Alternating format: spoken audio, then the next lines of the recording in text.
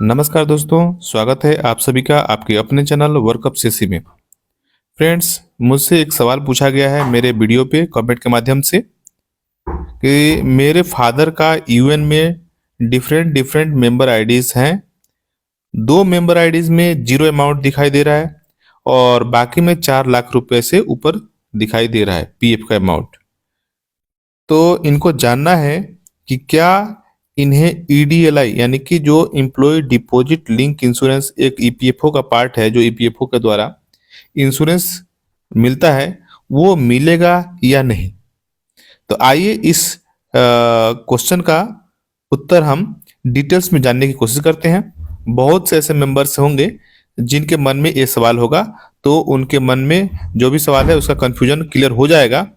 और इसके अलावा भी यदि आपके मन में कोई अलग प्रश्न आ रहा है तो आप इस वीडियो को पूरा देखने के बाद इस वीडियो के अंत में कमेंट के माध्यम से आप मुझसे सवाल पूछ सकते हैं। अगले वीडियो में मैं आपके प्रश्न का भी उत्तर लेकर जरूर आऊंगा।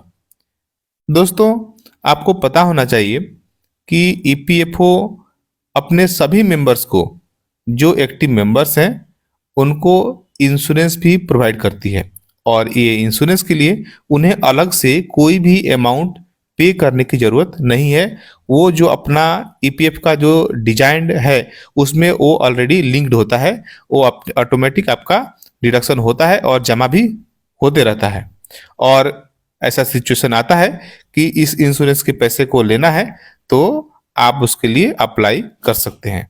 तो मैं आपको इस वीडियो में पूरा प्रोसेस बताऊंगा कि कौन इसके लिए एलिजिबल होता है, इसको अप्लाई करने की क्या प्रोसेस है, और भी जो भी जानकारी है सब कुछ मैं आपको बताने वाला हूं। तो प्लीज वीडियो को लास्ट तक जरूर देखें। मिनिमम एलिजिबिलिटी क्राइटेरिया होता है, मिनिमम योग्यता जो है वो है कि आप किसी कंपनी में 12 महीने से कम या उससे ज्यादा सर्विस कर रहे हो और आपका एक एक्टिव पीएफ अकाउंट हो, यानी कि पिछले 12 महीने में आपके खाते में कम से कम पीएफ का एक जो है किस्त जमा हो और आपके पीएफ में जितना पैसा जमा है उसके हिसाब से आपका एक कैलकुलेशन होता है। ये कैलकुलेशन दो चीजों पे आधारित है। पहला आपका सर्विस और दूसरा आपके पीएफ में कितना रुपया जमा है, उस पर एक कैलकुलेशन होता है। एक कैलकुलेशन का टेबल मैं आपको स्क्रीन पे दिखा रहा हूं, आप इस कैलकुलेशन के हिसाब से समझ सकते हैं। उदाहरण के लिए, यदि कोई मेंबर का डेथ 2011 से 2014 के बीच में हो रहा है और उसका सर्विस 12 महीने से कम है, यदि उसका पीएफ में एवरेज बैलेंस 12 महीने में, पिछले 12 महीने में 50,000 या उससे कम है, तो उसको मिनिमम 50,000 रुपया इंश्योरेंस का पैसा मिलता है। यदि उसके खाते में 50,000 या उसके ऊपर है तो उसको 50,000 प्लस 40% बोनस ये मिलता है। तो इसमें 50,000 रुपये मिनिमम और मैक्सिमम 1 लाख, यानी कि 1,20,000 के बीच में उसको मिलेगा यदि कोई व्यक्ति का, कोई मेंबर का डेथ 2011 से लेकर 2014 के बीच में हुआ है। उसी प्रकार 2011 से 2014 के लिए थोड़ा सा रूल बदल जाता है, इसमें अमाउंट बढ़ता है। इसमें पार्ट ए और पार्ट बी दो हिस्सों में कैलकुलेशन होता है। उसमें जो अधिकतम जिसमें पेमेंट बनता है वो मिलता है। उसी तरह से 1/9/2014 से लेकर 23/5/2016 के बीच में थोड़ा रूल चेंज होता है और इसमें अमाउंट थोड़ा सा बढ़ जाता है। इस तरह से अलग अलग ईयर में ये जाते हुए कैलकुलेशन होते रहता है और मैं आपको ये टेबल पे दिखा रहा हूं। इसमें दो तरह से कैलकुलेशन होता है और आपका जो मिनिमम, आपका मेंटेन कितना आप एवरेज मेंटेन कर रहे हैं, पिछले 12 महीने में आपके पीएफ खाता में कितना रुपया आपने एवरेज मेंटेन किया है, उस पे कैलकुलेशन इसका होता है। तो मोटा मोटी आप समझ लीजिए कि मिनिमम 50,000 रुपया और मैक्सिमम 7 लाख रुपया इससे इंश्योरेंस का पैसा मिलता है। अब आपका सवाल था कि 2-3 खाते में जीरो अमाउंट दिख रहा है और एक खाते में 4 लाख दिख रहा है। आपको यह कंफर्म करना पड़ेगा कि आपके जो खाते में जीरो दिख रहा है वो क्या आपने नए खाते में जिसमें 4 लाख रुपए दिख रहा है उसमें ट्रांसफर करा लिया है पीएफ का पैसा, या वैसे खुल गया था और उसमें कोई पैसा जमा नहीं हुआ है। इससे आपको कोई मतलब नहीं है। यदि आपने ट्रांसफर भी करा लिया है तो भी आपका सर्विस जो है ट्रांसफर हो चुका है। आपका कैलकुलेशन जो करंट खाते में जो पैसा है करंट खाते में पैसा, अगर आपके करंट खाते में पैसा जीरो दिख रहा है और पुराने खाते में पैसा जमा है, तो आपको पुराने खाते का पैसा करंट खाते में ट्रांसफर करा लेना चाहिए, तभी आपका कैलकुलेशन इसमें हो पाएगा। आप चाहें तो आप ईपीएफ के जो है आपका मेंबर पासबुक वाले वेबसाइट पे लॉगिन करके यहां से भी आप चेक कर सकते हैं। मैं आपको यहाँ पे कैलकुलेशन करके दिखा रहा हूं। आप ईपीएफ के मेंबर पासबुक वाले वेबसाइट पे लॉगिन कर लें यूएन और पासवर्ड डाल के, और कैलकुलेटर वाले ऑप्शन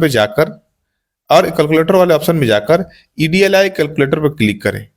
ठीक है, आपके खाते में जिस खाते में पैसे हैं उस खाते को सिलेक्ट करें, और सिलेक्ट करने के बाद आप यहाँ पे कैलकुलेटर का ऑप्शन आता है, उस पर क्लिक करें।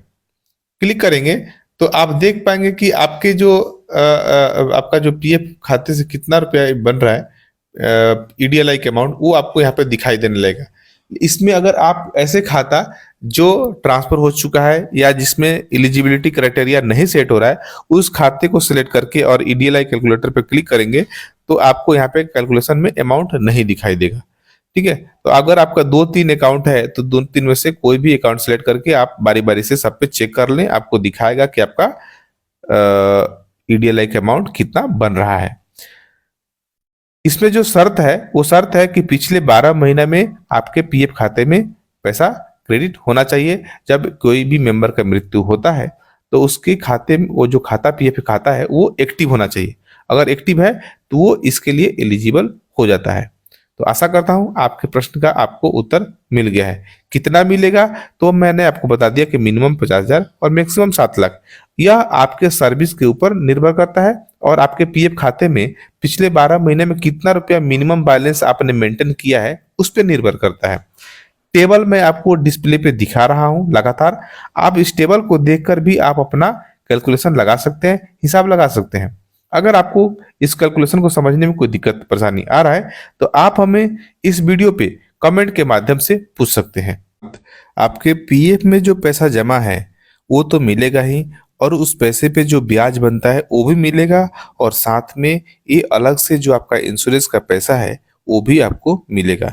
यदि आप ईडीएलआई स्कीम के बारे में और भी जानकारी चाहते हैं तो आप हमें कमेंट के माध्यम से पूछ सकते हैं।